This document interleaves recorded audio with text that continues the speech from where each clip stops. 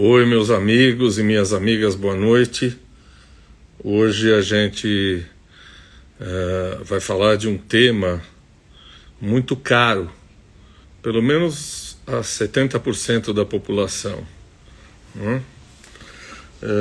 A gente vai aguardar hoje o professor Guilherme Antônio Fernandes, professor de Direito Internacional, de Direitos Humanos. Oi, Fê. Oi, Nenê. Lúcio, professor Lúcio, eu de queridíssimo colega, tudo bem? Boa noite. Andressa.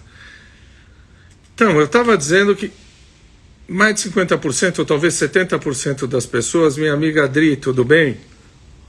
Gostaria de entender o que está acontecendo com a nossa democracia. O professor Guilherme Antônio Fernandes é professor de Direito Internacional e Direitos Humanos. Cidinha, boa noite, doutora Cidinha, boa noite, Flávia.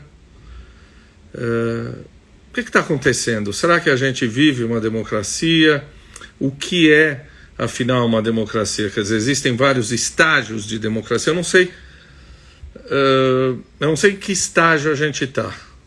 Provavelmente, seja lá qual o estágio que a gente estiver, a gente caiu um pouquinho. Chegou o professor Guilherme.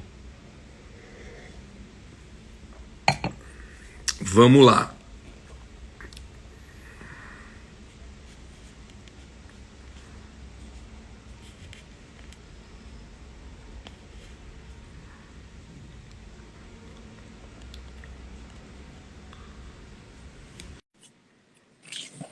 Professor Guilherme faz parte daqueles amigos que sabem que as minhas coronárias não aguentam muito estresse.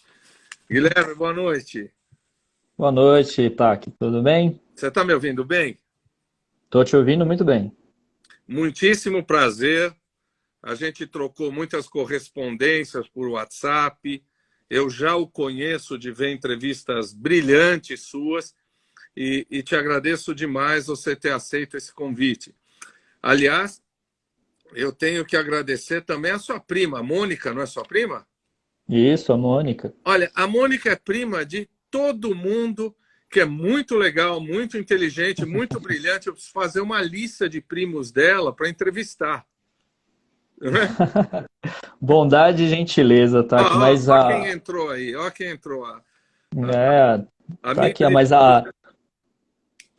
não, a honra é minha de estar aqui. Agradeço muitíssimo a gentileza do convite e para mim vai ser um prazer e uma honra enorme estar aqui com você hoje, pode ter certeza. Então, eu vou, de maneira absolutamente resumida, dizer que você, Guilherme Antônio Fernandes, você tem um nome longo, tá bom? Guilherme Antônio Uhum, Fernandes. tá ótimo. Você é professor de Direito Internacional e professor de Direitos Humanos. E a gente hoje vai discutir democracia. Guilherme, você podia contar um pouquinho para a gente a tua trajetória profissional? Por que esse é um tema que te é caro? Claro, com certeza.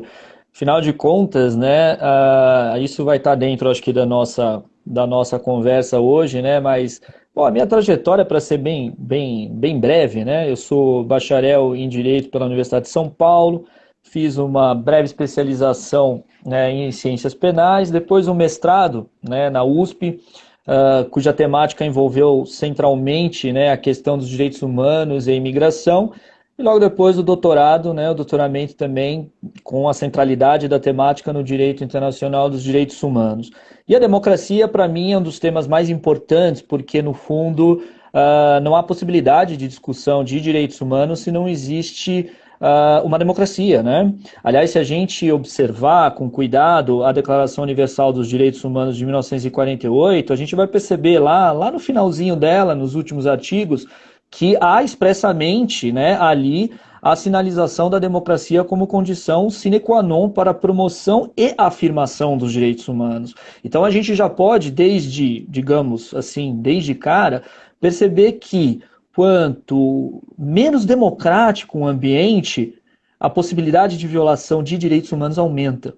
quanto mais democrático um ambiente, uma sociedade, né, um Estado, uma nação, mais favoravelmente se protegem os direitos humanos. Então, há uma relação direta entre democracia e direitos humanos. Claro que é sempre bom a gente fazer a advertência, né? Em todos os lugares do planeta, infelizmente, há violações de direitos humanos.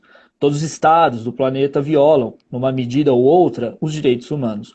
Mas a gente pode sim, né? E aliás, eu estava escutando aqui, né, as falas iniciais suas, tá? E com toda a razão você disse, né, há sim uma possibilidade da gente medir a qualidade de uma democracia. E quanto mais uma democracia avança, quanto mais ela se mostra, digamos, qualitativamente robusta, mais há a possibilidade de, se não só promover, mas pelo menos afirmar os direitos humanos quando eles são violados. Ou seja, há uma possibilidade maior de nós termos aí uma maior deferência para os direitos humanos num ambiente mais democrático do que num ambiente menos democrático, né? Então, toda essa minha trajetória acadêmica, ela envolveu a democracia como uma centralidade, ou seja, não tem possibilidade de discutir direitos humanos se a gente não discutir a democracia. A democracia é, como eu disse, uma condição sine qua non para direitos humanos. A gente tem um monte de amigos legais ouvindo aí. A Jujuba tem 12 anos, ela entrou aí para te ouvir, né? Que legal, que bacana, prazer.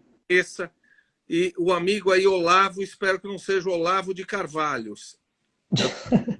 Se for, quem sabe ele aprende alguma coisa, né? Guilherme, é o seguinte, apareceu hoje no Estadão, não sei se você leu uma notícia, os advogados da Paraíba criaram um canal para processar críticos de Bolsonaro. Quer dizer, se alguém assistir a nossa live e escrever para esses caras, dizendo que a gente falou, puta, eu falei o nome do cara, rapaz, do nefasto. Né? O nefasto. Se a gente falar mal do cara, os caras escrevem para esse pessoal aqui, que criou um clubinho fascista, e a gente pode ser processado. Aliás, um dos idealizadores lá, o presidente da OACB, Geraldo José Barral Lima, diz o seguinte, que a arma mais nova dessas mentes doentias comunista é a pandemia. Eu nunca vi tanto comunista no Brasil, viu? Impressionante. De repente, milhões se transformaram em comunista. Ô, Guilherme, por causa disso aqui, a gente pode sair preso aqui da nossa live, se a gente falar mal do nefasto? Olha, aí é uma coisa interessante, porque tá aí, digamos assim, algo que a gente pode dizer que é quase que um sintoma de um estágio de uma democracia que está, de certa forma, desequilibrada ou sendo tensionada, né? Se a gente for pegar, né, o próprio estatuto da OAB, né, o próprio regramento geral da Ordem dos Advogados do Brasil, isso que esse grupo de pessoas está fazendo, esse grupo de advogados, é completamente contrário à legislação da OAB. É completamente contrário. Então, primeiro, eles não podem fazer isso. Né? Eles não podem fazer isso, aliás, né, se eu não me engano, a notícia de que a OAB já está investigando, inclusive, né, esse grupo, porque não tem cabimento, né, a existência dessa espécie de ordem dos advogados paralela, né, à ordem dos advogados, né, instituída institucionalmente no Brasil. Por outro lado, é interessante de se perceber, quase como, né, é quase caricato, mas como um sintoma de que há algo de errado na democracia brasileira. Porque, justamente, como você bem disse, Tax, chega a ser um pouco caricato, porque há uma construção maniqueísta aí, né, entre simplesmente uma visão de mundo, que é uma visão de mundo bastante autoritária, e aí no ponto, na verdade, praticamente fanática em relação a um ídolo popular, que divide o país em dois. Aqueles que apoiam né, o objeto de idolatria desse grupo de pessoas e aqueles que estão contra. Ou seja, independentemente da crítica, se a crítica é construtiva, se a crítica tem, na verdade, né, se ela é atrelada aos fatos, se a crítica é uma crítica que tem, né, digamos, tem um direcionamento, mas não importa, não importa o valor da crítica, importa sim a proteção ao objeto de idolatria desse grupo de pessoas, que é um ídolo popular, que é um político, né, que na verdade se tornou num objeto de fanatismo desse grupo de pessoas. E quando isso aparece, né, numa democracia, é sempre perigoso. E quando isso aparece numa democracia, sendo que este político é o presidente da república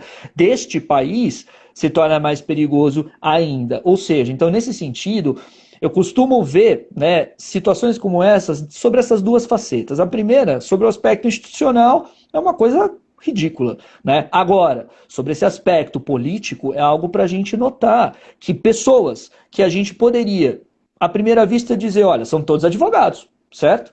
Todos têm pelo menos uma formação aí no nível de bacharel, são todos que tiveram uma certa educação formal. E esse grupo de pessoas simplesmente, né, toma o cenário político de uma maneira completamente fanática, de uma maneira em que, na verdade, eles estão seguindo, acho que alguém escreveu aqui muito bem, né, lembrado, uma seita, né, se torna uma seita. E quando isso acontece, é óbvio que isso, né, demonstra um perigo para o ambiente democrático. Porque, independentemente do que a gente venha dizer aqui, nós podemos até dizer, olha, o Bolsonaro, naquela coisa, ele errou, né, ele não foi bem, etc. Pronto, isso já é suficientemente algo que vai levar eles a nos processar em tese, né? Ou seja, é algo que acaba sendo, de um lado, um pouco anedótico, mas de outro lado, bastante preocupante, né? Se esse grupo de pessoas é levado assim, a gente pode perceber que existe uma grande parcela de fanáticos já, né, existente no país, que simplesmente não vê mais a política como, né, uma disputa de ideias, uma disputa legítima de ideias, mas sim como uma imposição simplesmente, né, em relação a um ídolo que se deve seguir e aquilo que não se deve seguir, ou seja, como se dividisse o Brasil em bom, mal, aqueles que seguem Bolsonaro, os homens de bem. Aliás, se eu não me engano, tá, me corrija se eu estiver errado, mas eu me lembro que quando eu fui ver sobre essa notícia, eu vi que eles se auto-intitularam, né, cultuadores do tradicionalismo, da família cristã, né, propriedade, algo assim, meio tradição, propriedade, né, e família, tradição e propriedade, exatamente. Então é como se eles dividissem o Brasil dessa forma na cabeça deles. Quem está do lado deles, portanto, está do lado da tradição, está do lado da família, está do lado, justamente, né, do lado certo, do lado do bem. Quem não está, e basta criticar o presidente para saber que não está, está contra a família, está contra a tradição, está contra os valores cristãos. É algo que divide o país. E divide o país de uma maneira que tende a ser agressiva. E isso é muito preocupante. Isso é muito preocupante. Aliás, o nome que eles dão é Ordem dos Advogados Conservadores do Brasil. O que é uma tolice, porque ser conservador... Totalmente. Verdade? Totalmente. Ser conservador não quer dizer ser, primeiro, nem fanático, nem adepto à tradição, nem adepto, como se só conservadores, né, digamos, pregassem pelos valores da família. Não, isso não é verdade. Isso não é verdade. Como só conservadores pregassem por algum tipo de tradicionalismo, isso também não é verdade. Ou seja, não são conceitos tão simples, conceitos tão rasos como da forma eles parecem mostrar, né? Quem falou que é uma seita é a Fê Papa Campos, nossa amiga. E eu não sei, vou perguntar para você, a Netinha Argento diz assim, decreto 10.620, 10.620, o que é isso que eu não entendo? Decreto, eu não sei exatamente sobre qual é o conteúdo, se ela puder, né, nos esclarecer aqui, deixa eu ver, concordo plenamente que há errado, principalmente sobre o decreto 10.620. Se ela puder só nos dizer o que... Não sei se é tem vários decretos que o Bolsonaro está tentando fazer agora, né, em relação... o mais novo é em relação a uma espécie de maior flexibilização nas relações de trabalho, mas ele fez uma série de decretos em relação que estão sendo constitucionalmente discutidos, mas, sim, foi o que ela falou da privatização do INSS, que é o mais recente, né? E aí, em relação a esse decreto, Tem um ponto muito importante no que ela trouxe, porque a gente percebe que o presidente Bolsonaro ele quer governar por decretos, né? Ele fez uma série de decretos em relação à facilitação, né, da compra de armas, alguns inclusive já questionados judicialmente. Agora ele aparece com esse decreto em relação justamente ao campo trabalhista previdenciário, que já também vai ser questionado judicialmente, porque, né, me parece que seja matéria a se tratar por lei e não por decreto. Mas a gente percebe que quando tem esse movimento do presidente em, né, tentar governar por decreto, isso na verdade demonstra o autoritarismo. Ele quer, na verdade, passar uma série de temas que para ele são importantes de uma maneira direta, sem passar pelo Congresso. Afinal de contas, ele tem uma dificuldade enorme em articular com o Congresso, né? Ele praticamente hoje, né, se tornou refém do tal chamado centrão no Congresso. Mas isso é uma coisa também sintomática e muito bem apontada por ela, porque o presidente ele abusa dos decretos, ele usa com excesso os decretos. Isso, na verdade, é uma tentativa de impor a agenda dele sem ter que negociar com o Congresso, ou seja, sem ter que articular com a Câmara dos Deputados do Senado Federal. Isso é um viés autoritário. Às vezes eu me lembro, não que eu tenha vivido intensamente isso, mas aquelas coisas do Jânio Quadros, que era proibir biquíni, proibir briga de galo. Briga de galo tá certo, é uma questão aí de proteção dos animais. Mas aí eu lembro que é muito mais perigoso do que isso. Eu ia te perguntar, até coloquei num post, o descontrole de armas, quer dizer, o pessoal começar a comprar armas a larga mano, é uma defesa da democracia ou é um risco para a democracia? Na verdade, é um grande risco. E, aliás, eu acho que aí talvez seja um dos pontos mais preocupantes hoje, que a gente deve ter uma atenção muito dedicada, porque eu enxergo, na verdade, um movimento que está sendo feito pelo governo Bolsonaro. O governo Bolsonaro, na verdade, o presidente Bolsonaro, ele tem visitado, em média, 2 formaturas por mês de militares nos estados. Ou seja, o que o Bolsonaro está fazendo, ele tem 2 movimentos aí, Taki. Ele tem um movimento que é simplesmente voltado para a cúpula das Forças Armadas, onde ele coloca militares em cargos, digamos, de mais alto escalão.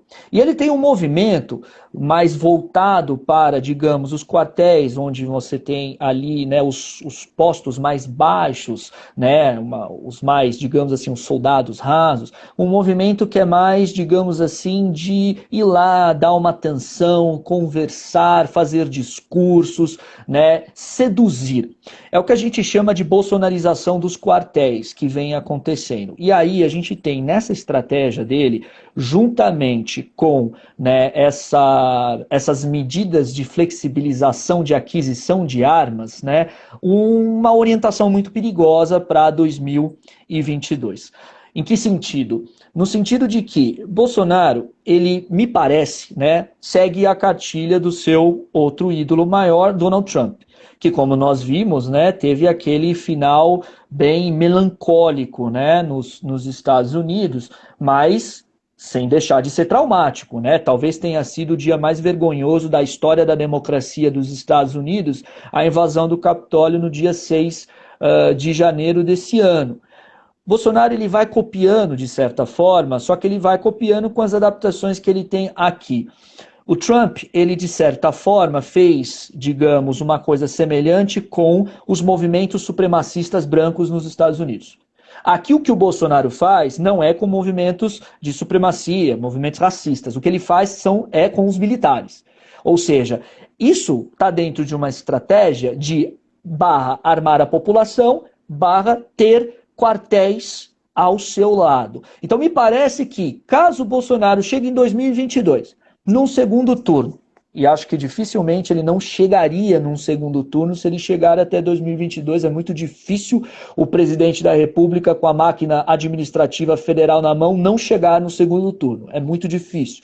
Então, vamos desenhar um quadro em que Bolsonaro chega até 2022. Nas eleições de 2022 é quase certo, digamos, tirando alguma situação mais aí fora do comum, que ele chegue ao segundo turno. Se ele chegar ao segundo turno e for derrotado nesse segundo turno, ele tem digamos, uma massa de manobra para causar, né, digamos, uma certa tensão na política brasileira. E aí essa massa de manobra vai ser composta não só por esse quadro de militares de mais baixo escalão espalhados pelos estados, somado a um grupo de pessoas que terão armas legalmente em suas mãos. É uma estratégia dele, me parece, uma estratégia extremamente perigosa, né, que sim, como acabou de ser escrito aqui, né, é sim uma tentativa de golpe. Eu quero lembrar ainda, Taki, que a gente muito viu, né, sendo comentado aqui entre, né, os cientistas políticos, principalmente no Brasil, de que as coisas estavam caminhando aqui muito no Brasil de maneira quase a ser um espelho com os Estados Unidos. Mas a gente não pode esquecer que, de certa forma, o que aconteceu na invasão do Capitólio já aconteceu aqui no ano passado. A gente não pode esquecer da Sarah Winter. A gente não pode esquecer daqueles 300, lembra dos 300 que foram soltar rojão na frente do STF? Não é os 300 de Esparta, né? Que são... Não são esses não são esses não. Ou seja, são os 300, digamos assim, um pouco mais, né, digamos, né, muito toscos e sem nenhum tipo de valor histórico, na verdade, mas foram ataques graves às instituições da democracia brasileira. Quando um ataque é feito ao Supremo Tribunal Federal, é importante que a gente, inclusive, faça esse parênteses. O ataque não é feito ao Alexandre de Moraes, não é feito ao Luiz Fux, não é feito ao Barroso, é feito à institucionalidade. É um ataque feito ao Supremo Tribunal Federal, que é a representação simbólica de um dos poderes da nossa democracia, que é o Poder Judiciário. Então, esse atentado já aconteceu no Brasil. Aconteceu ano passado. A tal da Sarah Winter, né, que nem Sarah Winter chama, né, esse é o nome de guerra dela, ela tá com tornozeleira hoje. O Alan dos Santos, aquele youtuber, né, produtor de fake news, né, propagador de fake news, está nos Estados Unidos, fugiu para os Estados Unidos para simplesmente aqui não ser preso. Então, isso já está em andamento. Ele vai tentar um golpe? Ele já tentou um golpe. A gente não pode esquecer que ano passado, quando ele subiu naquela caminhonete e falou, acabou a paciência, aquilo foi um teste. Aquilo foi um teste. Ele viu ali simplesmente até que ponto ele conseguia tensionar as instituições do Brasil. Naquele momento, as instituições ofereceram resistência. E ele continua tensionando. O Trump fez a mesma coisa. Só que o Trump, a invasão do Capitólio foi depois, né? Mas nada impede que a gente tenha uma retentativa, que é o que ele provavelmente fará em 2022 se for derrotado. Então o que eu quero dizer com tudo isso? O Bolsonaro, ele tensiona as instituições democráticas brasileiras o tempo todo. O tempo todo. Agora, muito recentemente, ele falou e passou, e é impressionante como isso vai passando batido no Brasil. Ele falou, se dependesse de mim, o regime brasileiro seria outro. Quando a gente fala regime, gente, o que é regime de governo? É democracia ou ditadura. Regime de governo é democracia ou ditadura. Ou seja, ele quer dizer que, se dependesse dele, o regime brasileiro não seria a democracia? Foi o que ele disse. Foi o que ele disse. Eu vou lembrar que eu vi há um tempo atrás também as escolas militares. Na verdade, um monte de pequenininho em escolas militares aprendendo. Você não é do seu tempo, mas aprendendo educação moral e cívica, o que é a nação, não é? O nacionalismo. Exatamente. Né? É uma tradição autoritária. É uma tradição autoritária que o Bolsonaro tem aqui, de certa forma, relembrado e alimentado nas forças militares mais de baixo escalão no Brasil. Olha, vamos ouvir as nossas pessoas aqui. O Romário Andrade diz, professor, vocês acham que... Eu não acho nada. Que a escalada autoritária do governo Bolsonaro também é ruim porque força o STF a agir além das suas competências para se defender. O exemplo é o fake news. É isso? Você que é do judiciário, o que você acha disso? Ele tem toda a razão. O Andrade tem toda a razão. A gente tem esse inquérito sobre as fake news que o Toffoli abriu, né, de ofício, quando o Toffoli estava na presidência do Supremo Tribunal Federal, é discutível. Ele é uma espécie de interpretação extensiva do regimento do Supremo Tribunal Federal. Se a gente for ler aqui o regimento do Supremo Tribunal Federal, você tem que bem abrir a interpretação ali, estendê-la bastante para admitir esse inquérito de ofício dado pelo juiz. A gente sabe que quando um juiz abre uma investigação de ofício, ele está num sistema praticamente inquisitório e não acusatório. Não é ele que deve abrir. Agora, eu estou fazendo aqui uma ponderação jurídica. Vou fazer a ponderação política. Na ponderação política, o Supremo Tribunal Federal, quando ele responde dessa forma, ele está impondo limite a um poder que está extrapolando a sua própria atuação. É uma resposta, é uma reação. O Supremo Tribunal Federal, quando ele faz isso, ele pode ser questionado em relação à legalidade, mas isso no aspecto jurídico. No aspecto político, a gente tem que observar que o Supremo Tribunal Federal ele está defendendo a institucionalidade. Como eu disse agora há pouco, quando um ataque é feito aos ministros do Supremo Tribunal Federal, o ataque não é feito à família deles tão somente, à figura deles tão somente. É feita à cúpula do Poder Judiciário, que é o representante máximo de um dos poderes da República Federativa do Brasil. Então, é muito ruim quando nós temos essa imposição de limite a um outro poder que acaba sendo, de certa forma, discutível. Mas, por outro lado, também podemos ver aí, de maneira um pouco mais otimista e positiva, uma resposta da democracia brasileira. Porque a gente percebe um tensionamento contínuo. Mas, de certa forma, a institucionalidade brasileira tem resistido. Ela tem resistido. Até quando ela vai resistir? Não sei. Ela vai resistir para sempre? Não sei. Isso é uma pergunta que até é ruim da gente estar se fazendo agora, e preocupante. Mas, pelo menos, uma resposta está sendo dada pela institucionalidade brasileira. Então, quando o Supremo Tribunal Federal age, a própria prisão do Daniel Silveira, é um outro exemplo disso. Não há mais como admitir a possibilidade de um deputado federal pregar o AI-5. Não tem mais cabimento isso. Não cabe. Não cabe. Ah, mas o Alexandre de Moraes argumentou via Lei de Segurança Nacional, uma lei feita na época da ditadura, com questionamento jurídico sobre a recepção dessa lei ou não pela Constituição. Isso é uma discussão válida, Mas essa no campo jurídico, agora no campo político, nós temos que observar que se o Supremo Tribunal Federal silencia diante disso, ele abre um precedente para que não só deputados façam isso, mas todo mundo faça isso. E é como se fosse quase... Aliás, é tão interessante, né, Taki, que é uma fala suicida do Daniel Silveira. Porque é um deputado pedindo para que casse ele, quando ele fala em AI-5. Né? É uma ignorância tamanha, né? É uma ignorância tamanha. Ele está pedindo o quê? Ele está pedindo cassação de direitos, cassação de habeas corpus, cassação do mandato dele. Né? Porque muito provavelmente ele não tem ideia disso, né? Muito provavelmente. Eu ia te perguntar desse Daniel Mentecapto, né?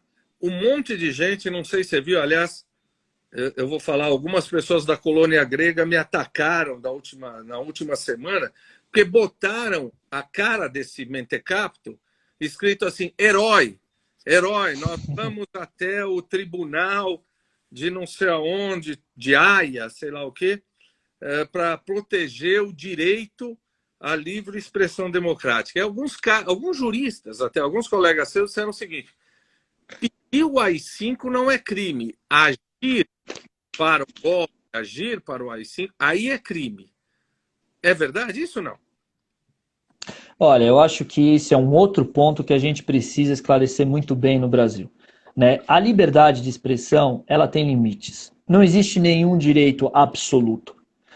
Todos os direitos têm limites. Né? Se nós abrirmos o artigo 5º da Constituição Federal, onde temos lá o rol de direitos fundamentais, os direitos civis e políticos do brasileiro, né? Todos eles têm limites.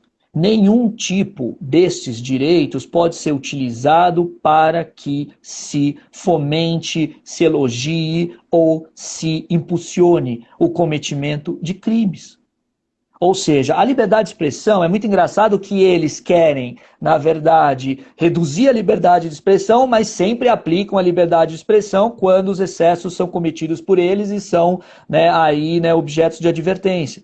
Ou seja, não pode pregar o AI-5. Pregar o AI-5 é simplesmente pregar contra a Constituição da República Federativa do Brasil, contra a separação de poderes, contra a democracia, fechar o Congresso. Infelizmente, falta um pouco a nossa sociedade civil, mas realmente um pouco mais de, digamos, sensibilidade em entender o que é feito para ela.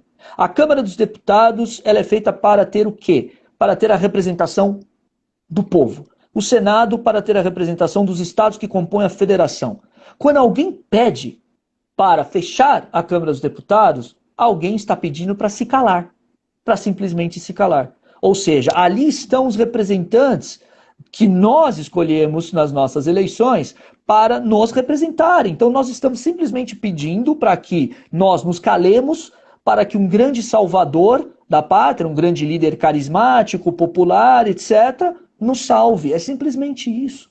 Então, a liberdade de expressão, ela não abarca, ela não pode abarcar o cometimento de atentados contra a democracia, muito menos contra, né, qualquer tipo de crime. Aliás, essa PEC da impunidade que eles estão discutindo hoje é uma vergonha. Isso é uma vergonha. Isso é uma vergonha, isso é uma afronta simplesmente, né, à sociedade brasileira. E o pior, é um salvo-conduto para o cometimento de crimes.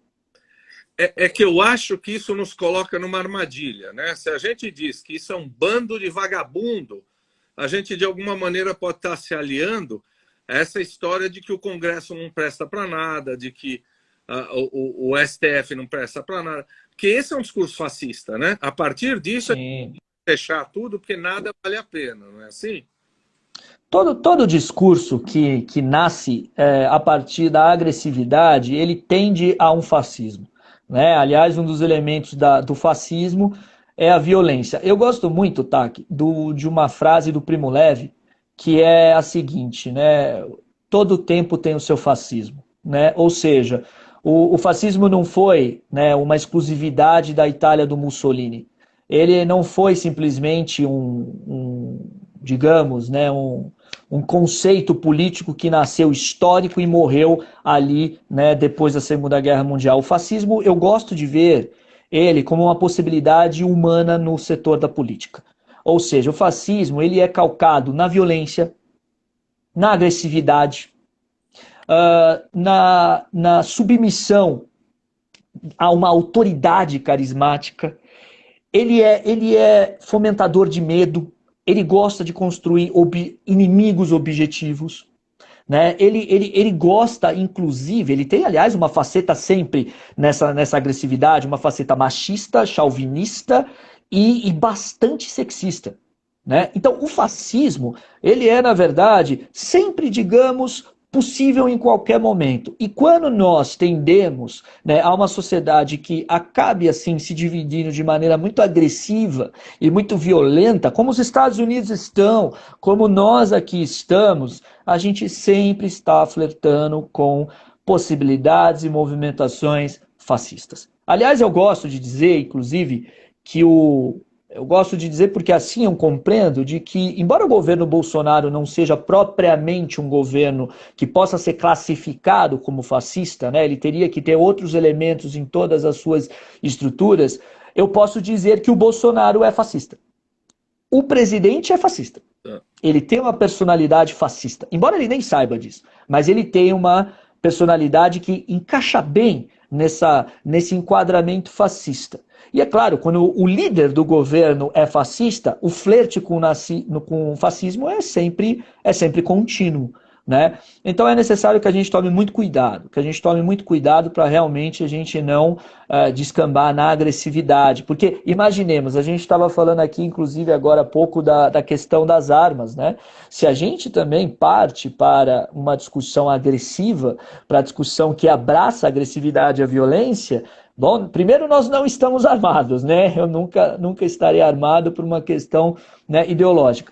Mas alguns estarão, né? E aí talvez nós estejamos fazendo justamente o movimento que se espera por parte, né, desse grupo de pessoas. Guilherme, me corrija se eu estiver errado. Em geral, as pessoas pedem indicação de alguma coisa que nós dissemos. Primo Levi é um judeu italiano farmacêutico que foi parar num campo de concentração e o principal livro dele é Isso é um Homem. É isso mesmo? Exatamente, exato. Que é um livro, embora muito forte, belíssimo, né, em relação à memória de Auschwitz, mas é um livro necessário. É um livro necessário, um livro duro, porém necessário. E ele que viveu na pele, aliás, inclusive, ele tirou a própria vida, né? Ah, independentemente, né, de toda a significação disso, ele foi uma pessoa que no final, digamos, né, não teve aí, né, uma visão muito esperançosa da nossa existência, né? Mas de qualquer maneira, o relato dele é extremamente importante, é fortíssimo, porque ele traz uma condição humana. A gente precisa, aos poucos, revisitar a história para entender que coisas que aconteceram no passado não são tão somente história e tão somente históricas, são possíveis, são potencialidades do ser humano no seu interrelacionamento político. Aliás, eu recomendo, inclusive, para quem tiver interesse, também o Origens do Totalitarismo, da Hannah Arendt, que é bastante voltado nesse sentido, a ideia da construção do totalitarismo como uma possibilidade humana. O que aconteceu ali na Segunda Guerra Mundial, no totalitarismo nazista e no totalitarismo stalinista, não foi algo impossível de se acontecer novamente, né? É algo extremamente possível. Aliás, eu até gosto, tá, aqui de falar que eu não gosto muito de uma visão aqui, sendo bastante simplista e superficial, hegeliana da história, né? De que aos trancos e barrancos caminhamos para, né, um processo de civilização e aperfeiçoamento. Eu não vejo isso muito dessa forma. Eu acho que é sempre possível a gente, né, digamos, voltar a tempos do passado que nos machucaram muito, né? E a gente tem que tomar cuidado. A gente tem que tomar muito cuidado. Eu acho, Guilherme, com aquela frase do Santayana, que quem não conhece o passado tende a repeti-lo, é besteira, né? Porque a história não é educativa. A gente vai fazer, mesmo conhecendo o passado, a gente vai repetir. Eu ia te perguntar isso. Outro dia, acho que foi o Rui Castro que chamou o general Augusto Heleno de nano-general ou nano-militar. Você falou das baixas patentes, mas a história do Exército no Brasil é bastante significativa. Quer dizer, é golpe na proclamação da República, é golpe em 1891, que fecha o Congresso, é golpe em 1930 com Getúlio, é golpe em 37 com o Estado Novo, golpe em 45, deposição do Vargas. Só não teve golpe em 55 porque o Marechal Lott segurou as pontas. Aliás, quem quiser ler um livro de um militar democrata é a história do Marechal Lott. Em 64 teve golpe. Quer dizer, você acha que as Forças Armadas protegem a democracia? A gente pode se fiar. Você falou das baixas patentes. Você acha que as Forças Armadas vão proteger a democracia num golpe bolsonarista? Eu tenho que falar esse nome, pelo amor de Deus. Numa tentativa de golpe do Bolsonaro, olha, isso é aquela pergunta de $1 bilhão, né? Mas eu diria que, e aí um pouco, né, espero que seja assim. Eu acho que o Exército, de certa forma, ele tem algumas divisões, né? Não vejo, principalmente, as altas patentes, ou seja, generais, coronéis do Exército, com essa tendência, né? Vejo nesse sentido aí uma impossibilidade do Bolsonaro em, digamos, arregimentar de maneira muito efetiva essa parte das Forças Armadas. Não é à toa que ele tem ido para as de baixo patente. Se a gente tem alguns, como Augusto Heleno, né, que se prestam a esse papel que a história vai, de certa forma, depois colocar no devido lugar, mas creio que as altas patentes das Forças Armadas não, né? Nesse sentido, vejo que uma tentativa de golpe do Bolsonaro em 2022 é pouco possível de ter concretização. Agora, isso não quer dizer que não nos trará muita tragédia, que não nos trará páginas, talvez, né, das mais terríveis da nossa história. Então, isso não quer dizer que pessoas não podem vir a perder a vida e que não tenhamos aí uma crise muito difícil para enfrentar, num país com tantas já dificuldades. Não podemos esquecer que na invasão do Capitólio, 7 pessoas perderam a vida. 7 pessoas perderam a vida na invasão lá nos Estados Unidos. Aqui a gente pode ter algo semelhante, né? Sem contar que a gente talvez chegue no ritmo que estamos a 500 mil de mortos, né, na pandemia. Então a gente tem um quadro muito difícil para se enfrentar até lá. Agora, acho que as Forças Armadas, pelo menos é o que eu vejo hoje, as altas patentes, não iriam entrar justamente, né, numa espécie de defesa do presidente Bolsonaro. Aliás, é interessante ver a relação do Bolsonaro com o Mourão. É uma não relação, né? O general Mourão, ele praticamente é rompido com o Bolsonaro. Não tem, ambos não mantêm relação nem diálogo. Inclusive, a candidatura do Bolsonaro para 2022 já está sendo construída com um outro vice, né? Ele tem procurado uma outra possibilidade de vice, porque o Mourão ele já não mais conta. Aliás, é até bastidor, né? Nem a esposa do Bolsonaro fala com a esposa do Mourão, né? Isso é uma coisa que já se sabe, né? Ou seja, não há relação nenhuma.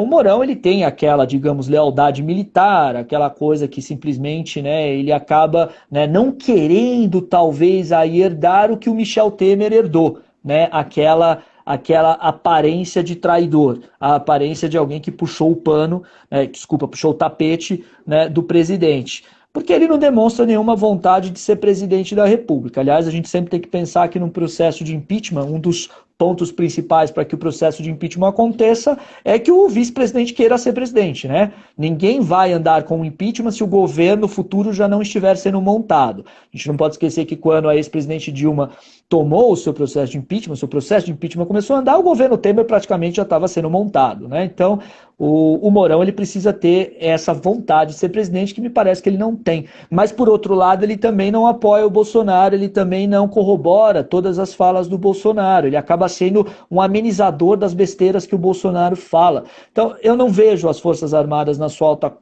alta cúpula como alguém que vai, sim, ser fiador do golpe do Bolsonaro. Mas isso não quer dizer que dias fáceis virão. A Adriana Sávio já pergunta, Adriana, eu acho, você sabe que terapia de casal é para casar de vez ou é para separar?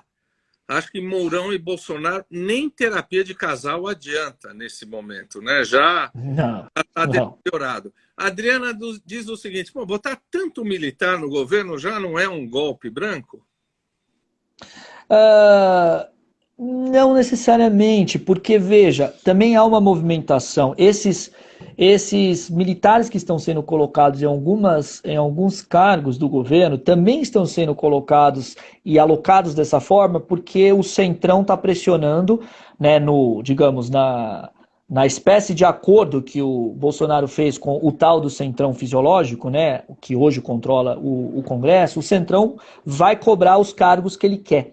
Então o Bolsonaro ele precisa fazer uma realocação de, né, militares para que em outros setores, em outros cargos, se abra espaço para que membros do Centrão possam ocupar. Provavelmente a gente vai ter uma reformulação de ministério agora mais para frente, né? A gente sabe, por exemplo, que o Ministério da Economia, de titularidade agora do, né, praticamente inoperante e humilhado diariamente Paulo Guedes, que ele vai ser dividido, né? Que nós vamos ter mais uma divisão, uma criação de novo ministério para que alguém do Centrão seja colocado.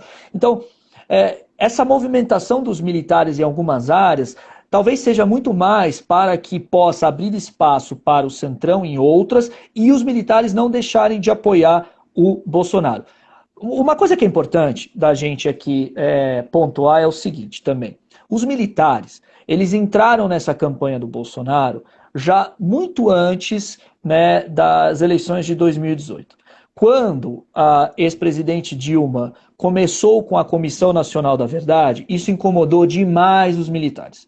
Os militares começaram justamente a, digamos, ficar bravos e dar as costas para presidente Dilma, na época, por causa principalmente da Comissão Nacional da Verdade. Né? Foi um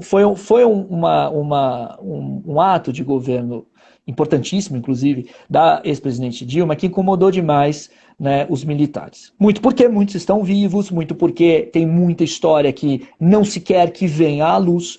Isso fez com que os militares buscassem uma candidatura que pudesse fazer com que eles chegassem novamente ao poder e contivessem, então conseguissem, né, segurar. A gente percebeu, a Comissão Nacional da Verdade, tudo que ela trabalhou está lá esquecido na geladeira hoje, né? Para que pudesse conter toda essa, né, toda essa movimentação. Então, não é, na verdade, digamos assim, das Forças Armadas, uma vontade de se tornar hoje de uma nova ditadura no Brasil, de fazer uma nova ditadura no Brasil. Aliás, hoje no jornal Estado de São Paulo, um coronel escreveu, inclusive, sobre as relações internacionais dos Estados Unidos. Boa parte das forças militares, da cúpula das forças militares, sabe que hoje no mundo, uma ditadura como aconteceu aqui na época da Guerra Fria, não cabe. Não cabe. Uma ditadura aqui vai ter reações gravíssimas. A gente provavelmente sofreria sanções econômicas graves. A gente provavelmente perderia, né, investimentos importantíssimos para o Brasil e para a classe econômica que detém riqueza e poder no Brasil. Então, dessa forma, as Forças Armadas, elas sabem que uma ditadura hoje no Brasil não tem mais espaço. Agora, isso é o pensamento, né, da alta cúpula das Forças Armadas. Isso não quer dizer que elas não têm o desejo de estar no poder e participar do poder. Agora, numa democracia não há problema nenhum que militares participem no poder, desde que eles não estejam na ativa. Desde que eles não estejam na ativa, que eles estejam na reserva, sejam reformados, etc. Não há problema nenhum um militar ocupar, né, digamos, né, exercer qualquer poder cívico. O problema é quando ele está na ativa, como é o exemplo do Pazuello, né, do Pazuello, que é uma catástrofe, inclusive, em logística, e consegue confundir a Amazônia, né, com Roraima. Amazonas com Roraima, né? Roraima. Mas eu não vejo as Forças Armadas nesse sentido. Agora, não quero dizer que esse é o raciocínio do Bolsonaro. Mas eu vejo sim, repito, a movimentação do Bolsonaro junto aos militares de baixa patente, uma busca por um apoio que ele não tem dos militares de alta patente. Tá? E mais uma vez, não quer dizer que, sem ter o apoio das Forças Armadas, que ele não vai tentar.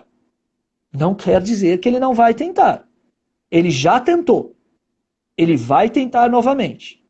Mas o apoio das Forças Armadas, acho que muito provavelmente, né, ele não terá. O que não quer dizer também, gente, que nós estamos numa situação de conforto e tranquilidade. Né?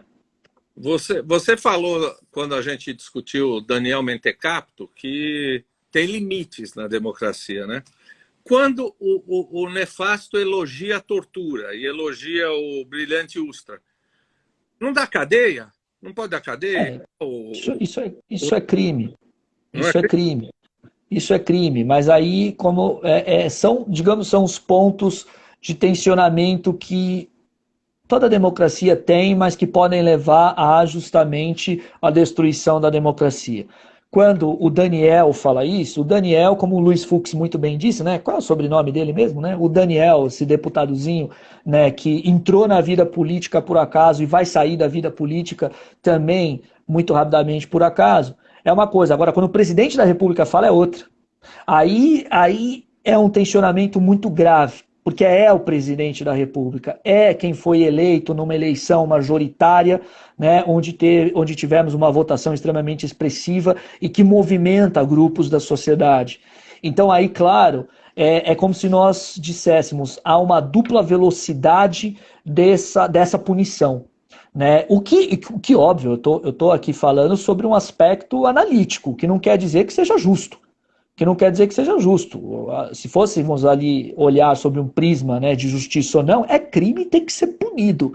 Mas é como se nós imaginássemos que o presidente da República ele acaba recebendo maior condescendência, maior paciência com os seus atos. Agora, isso não é bom, porque isso intensifica o tensionamento, isso alimenta, né, suas claques, isso fomenta, né, o próprio discurso e narrativa, e claro, vai produzindo ali uma bola de neve que pode ser muito perigosa e pode, aos poucos, levar à própria destruição da democracia. É interessante a gente pensar que hoje, no contexto, né, aquele livro muito bom do Steven Levinsky, Sim. né, sobre como as democracias morrem, que eu recomendo fortemente para todo mundo ler esse livro, né, que justamente as democracias hoje elas vão sendo destruídas pelo tensionamento interno. Dessa forma, como se nós imaginássemos que a democracia ela vai sendo destruída com os recursos da própria democracia por meio de políticos, figuras autoritárias que vão conseguindo de maneira extremamente populista utilizar os instrumentos a seu favor. Eu vou dar um exemplo que foi o exemplo do Hugo Chávez na Venezuela. Por uma série de plebiscitos, por uma série de instrumentos democráticos, Hugo Chávez foi, aos poucos, tensionando a democracia venezuelana. Chegamos a um momento que o poder judiciário da Venezuela não tinha ninguém que não fosse chavista. Ou seja, nesse momento acabou o poder judiciário. Acabou o poder judiciário. Já não existe mais aquele sistema de freios e contrapesos. Aliás, só outro parênteses. É muito interessante a semelhança no modus operandi e nos discursos de Hugo Chávez e Bolsonaro. É muito semelhante. É muito semelhante. Ou seja, eu até convido as pessoas a procurarem, se divertirem ou, né, se quiserem se deprimir, procurarem alguns vídeos no YouTube sobre alguns discursos do Hugo Chávez, né, no passado. Na época em que Hugo Chávez realmente chegou ao poder, ascendeu ao poder, ganhou as primeiras eleições, etc. Percebam a semelhança com o Bolsonaro.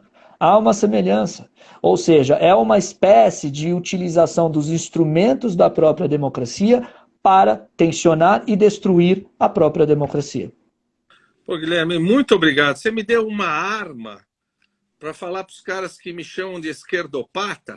Vai lá, vai para a Venezuela. Né? Assim, é um discurso tão chato. Vai para a Venezuela, vai para Cuba.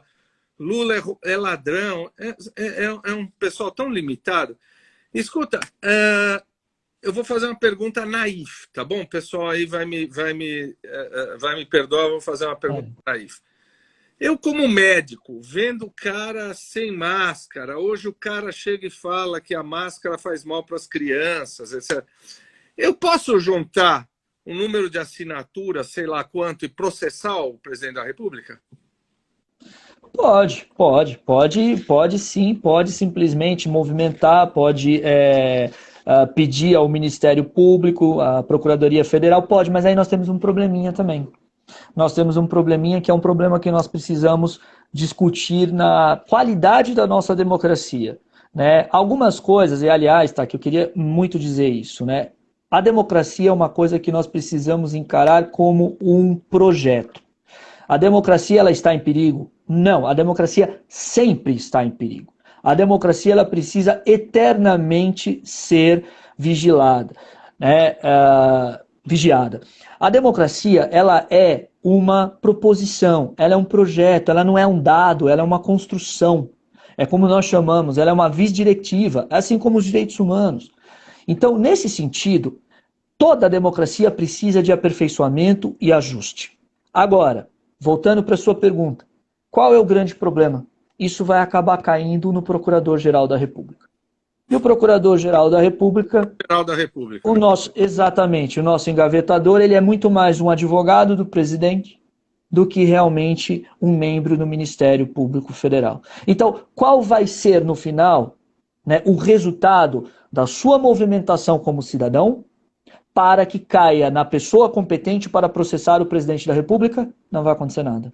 Porque o Procurador-Geral da República, ele é o quê? Ele é praticamente um advogado do presidente. Por quê? Primeiro, porque para chegar ao cargo teve que, né, digamos, fazer o que nós chamamos, né, o beijamão. Ele teve que, né, fazer um longo processo ali de puxação de saco para chegar ali ao cargo. E outra coisa além disso, tem uma vaguinha no Supremo Tribunal Federal que vai aparecer aí lá para meados de junho, porque o ministro Marco Aurélio de Mello vai se aposentar. Lembrando que o ministro Marco Aurélio de Mello é primo, sim, do ex-presidente Fernando Collor de Mello. Ou seja, né, veja bem, como a gente vai esperar de uma figura que deveria processar o presidente da República que ele efetivamente o faça se primeiro os olhos dele brilham quando vem ali uma possibilidade de se tornar ministro do Supremo Tribunal Federal.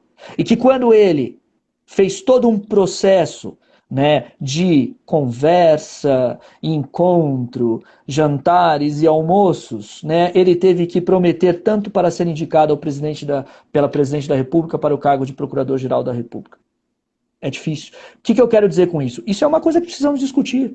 Essa nomeação, ou seja, será que o Procurador-Geral da República não tem que ser mais nomeado pelo Presidente da República e sim eleito entre os seus pares no Ministério Público Federal? Isso não evitaria essa espécie de condescendência e apadrinhamento?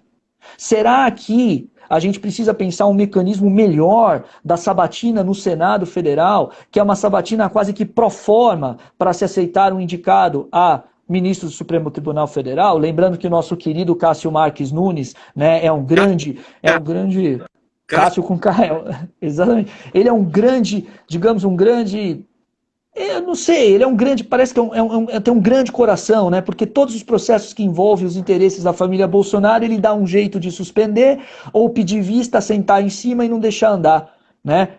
Ou seja, esses são, e isso é importante a gente perceber, esses são aqueles, desculpa usar esse termo, porque às vezes é um termo forte e é um termo que incomoda muita gente, mas eu vou usar só para que a gente perceba, são aqueles tumores que vão aparecendo na democracia que a gente precisa tratar, que a gente precisa perceber. Ou seja, são coisas que precisamos discutir e precisamos sim mudar, porque este funcionamento não está dando justamente o que ele deveria dar.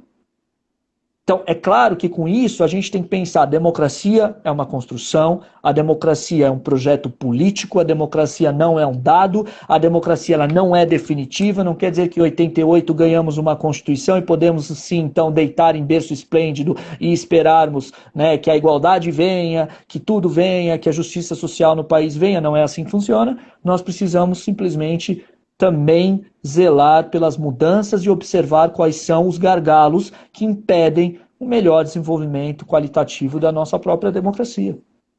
Eu vou fazer um combo de perguntas agora, mas só brincar que eu vi esses dias aí a tal da Carol com K, agora tem o Cássio com K, o meu tem K, mas eu sou livre desse tipo de pecado. A Suzana pergunta, vou fazer um combo de perguntas. A qualidade da democracia se compromete se eu tenho mais de 30 partidos políticos? A outra é tão complicada quanto. A democracia é possível com essa desigualdade econômica brutal que a gente vive? São duas perguntas excelentes, ótimas perguntas. A primeira pergunta, ela é, digamos assim, mais do que necessária. E a resposta é não. Não dá para ter uma democracia com uma substanciosa qualidade, com um bom andamento, com tantos partidos. No fundo, a gente percebe que existe na política brasileira um personalismo muito forte. Nós ainda vivemos no tempo dos oligarcas, do patrimonialismo, do coronelismo, né? Vitor Leal Nunes, né? Coronelismo, inchada e voto. A gente ainda vive nesse período. A gente tem representações personalistas muito fortes, com currais políticos muito fortes. Os partidos no Brasil são fracos. Os partidos no Brasil, eles são, na verdade, hoje, se nós analisarmos, né, os mais de 30 partidos, eles são partidos que têm dono, que confere a esses donos acesso ao fundo eleitoral e ao fundo partidário, que são recursos públicos que foram destinados desde a proibição do financiamento privado, né, de campanhas pelo STF para não só a manutenção da estrutura partidária, como também para, né, a própria utilização nas eleições. Então, a gente tem caciques, donos de partidos. O grande exemplo é o PSL. O Bolsonaro ele queria ter o controle do PSL, ele queria ter acesso ao fundo eleitoral. O PSL nas eleições de 2018 ele ficou gigante, né? E quanto maior o partido, maior o acesso ao fundo partidário e ao fundo eleitoral. É um maior aí, né, digamos, o bolo fica mais gostoso, né? Ou seja, o pedaço do bolo é mais gostoso e maiorzinho. O Bolsonaro ele tentou ser o dono do PSL. O Luciano Bivar não deixou. O dono do PSL é o Luciano Bivar. O que aconteceu? O PSL Rachou entre bolsonaristas e bivaristas. E isso é um exemplo que a gente tem de que partidos no Brasil têm dono. Se não tem dono, se não tem um dono, tem 3 ou 4 caciques que brigam, né? Veja agora o PSDB, vamos ver o PSDB. O Dória está tendo uma dificuldade enorme de construir a candidatura dele à presidência por causa da resistência do Alckmin e da resistência principalmente do Aécio Neves. O Aécio Neves é o grande sabotador do Dória no PSDB. E o Dória sabotou o Alckmin no PSDB também. Então aí tem o rancor do Alckmin em relação ao Dória. O PT também não foge à regra. O PT é um partido aprisionado pelo Lula. O PT não consegue ter oxigenação. É o Lula indicando o Haddad. Não é o Haddad dizendo eu sou o candidato. É o Lula dizendo o candidato é o Haddad. Então os partidos no Brasil eles têm pouca força. O que tem força são essas lideranças. E quando você tem partidos fracos, a representação é fraca. Nossa representatividade é de baixa qualidade. Então é claro que esse excesso de partidos é ruim para o país. Não é possível, não existem mais de 30 ideologias políticas em qualquer país do mundo. Não existe isso. Isso é uma coisa impensável. Então também temos que pensar sim, para avançar na nossa democracia, uma espécie de reforma política que possa restringir esse número de partidos. Que possa não só restringir, como estruturar regras que impeçam, inclusive, como cláusula de barreira, etc., que impeçam candidaturas que puxem votos, como a do Tiririca, etc., né? E todas essas, digamos, disfuncionalidades que nós temos no nosso sistema eleitoral, que não favorecem a representatividade. Tá? Então, essa... para responder à primeira pergunta, que foi muito boa e é uma coisa que precisamos pensar. Porque também tem uma outra coisa que a gente tem que lembrar. Não se faz política sem partido. Não se faz política sem associação. Né? Essa ideia de que nós vivemos num país de mais de 200 milhões de pessoas, os partidos são importantes, a gente precisa melhorar a qualidade dos nossos partidos. Nós precisamos restringir, né, a existência destes donos de partidos. Isso a gente precisa fazer. E a segunda pergunta, tá aqui, qual que era mesmo? A segunda pergunta é: dá para ter democracia numa sociedade tão desigual, brutalmente desigual como a nossa? Dá, mas uma democracia de baixíssima qualidade. E aí é aquilo que nós vamos, né, novamente aqui pensar. Existem várias democracias no mundo. A maior democracia do planeta é a Índia. Maior em números, né, populacionais. É a maior democracia do planeta, com todos os problemas que a Índia tem, de desigualdade. A Índia tem o problema das castas, né, que é uma coisa complicada, né, cultural, tradicional, histórico, que precisa lá um dia ser trabalhado. Né. O Brasil é um país que tem números que são gritantes, né? É um país que tem principalmente, digamos, metade da população vivendo sem acesso a saneamento básico, né? Nós vimos recentemente, nós temos em torno de 100 milhões de brasileiros que não têm acesso a esgoto. Ou seja, 100 milhões de brasileiros, é metade dos brasileiros. Né? O Brasil, aliás, ele atingiu um recorde de desemprego. Né? Nós temos hoje quase praticamente 14 milhões de desempregados. E tá, que também tem um dado assustador. O Brasil tem 13 milhões e meio de pessoas que vivem com renda média de R$ 145 mensais. Ou seja, é um país injusto. O Brasil é o 7º país mais desigual do planeta. A gente fica atrás apenas dos países da África subsaariana. Ou seja, é uma democracia de baixa qualidade. É uma democracia injusta. Eu gosto de dizer, aliás, que o Brasil é um país extremamente violento, cruel e injusto. Ele é um país extremamente cruel e injusto. Tem dados que são terríveis e do jeito que nós estamos caminhando, a gente tem visto, inclusive, que a concentração de renda tem aumentado. Né? Nós temos uma perspectiva econômica em que os ricos estão ficando mais ricos e os pobres ficando mais pobres. Aliás, é bem interessante pensar, né, que no Brasil a gente tem praticamente 1% das pessoas, ou seja, 1% dos mais ricos do Brasil, isso são dados recentes, tá, gente? 1% dos mais ricos do Brasil detém 1/3 da renda do país. 1%. 1/3 da renda do país. É um país extremamente injusto e desigual. Então é claro que a gente sabe que existe aqui uma democracia de baixíssima qualidade e uma democracia que, na verdade, ainda confere privilégios para uma parte da população, e essa parte da população tem uma resistência enorme em abrir mão de seus privilégios e outra parte da população que assiste tudo sem entender nada e sofre muito, né? Aliás, eu gostaria inclusive de pontuar aqui nessa resposta que nós tivemos agora uma discussão que é impressionante como o brasileiro desculpa, isso é uma crítica pessoal, tá, que não posso aqui estar sendo muito equivocado, mas me incomoda muito, né? O brasileiro ali discutindo a necessária eliminação da Carol Conká, enquanto no mesmo tempo a gente tem os nossos parlamentares discutindo a desvinculação da saúde e educação para fazer o auxílio emergencial. É aquele negócio, eu vou te dar um dinheiro, mas eu vou te tirar muito mais. Eu vou te dar aí um trocado para você comprar alguma coisa, mas você não tem ideia do quanto eu tô te tirando. Eu vou tirar o seu futuro. Mas agora, nesse momento, eu vou te dar um trocado aí para você passar esses dias. Você desvincular a receita da saúde e da educação é uma das coisas mais absurdas num país desigual a ser feito.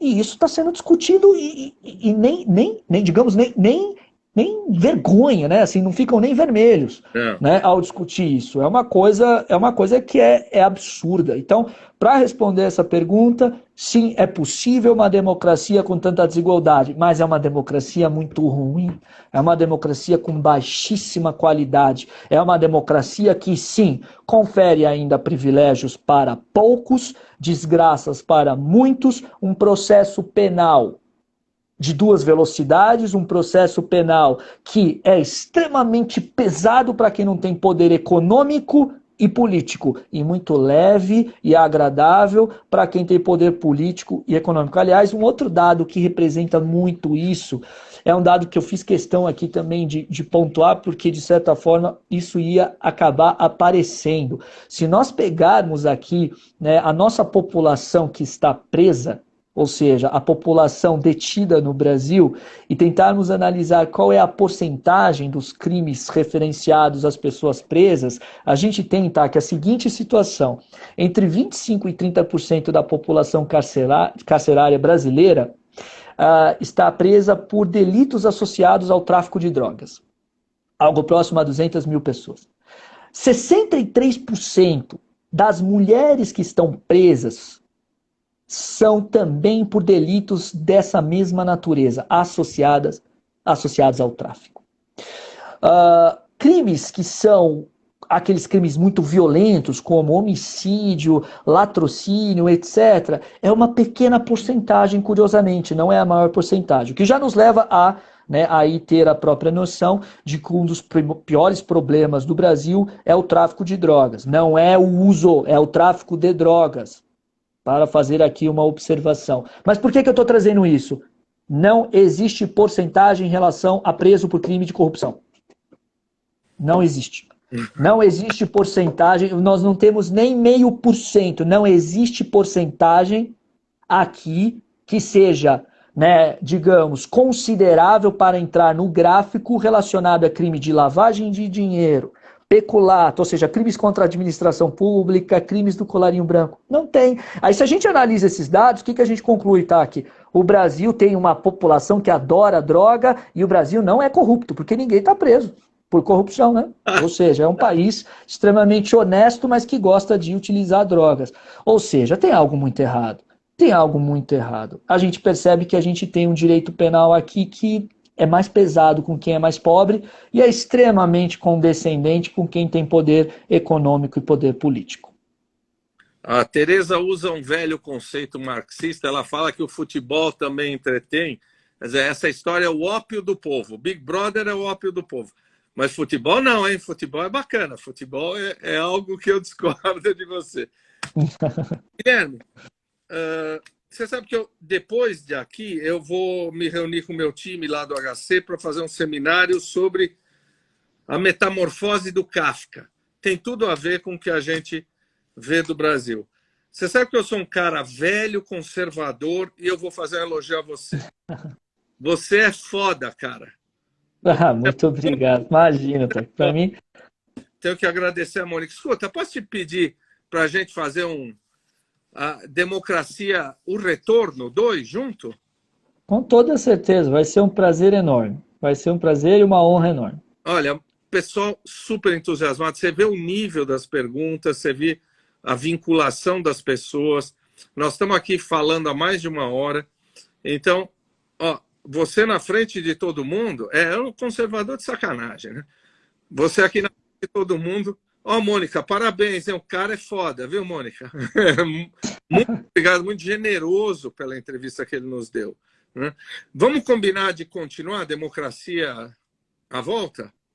Não, generoso é você, tá aqui, mas vamos sim, com certeza. Muito obrigado pela gentileza e mais uma vez, para mim, nem percebi que passou uma hora aqui. Achei que a gente estava uns 20 minutos aqui falando de tão agradável que foi a conversa. Olha, e você vai me perdoar, eu fui muito iconoclasta nessa afirmação, porque você, Guilherme, é um professor de direito internacional, um professor de direitos humanos, então entenda a exuberância da minha afirmação como assim, uma tremenda admiração por você. Muito obrigado e vamos voltar, tá bom? Vamos, com certeza. Muito obrigado e obrigado pela gentileza, viu? Um abraço. Tchau. Boa noite, Um pessoal. abraço. Boa noite. Tchau, gente. Um abraço.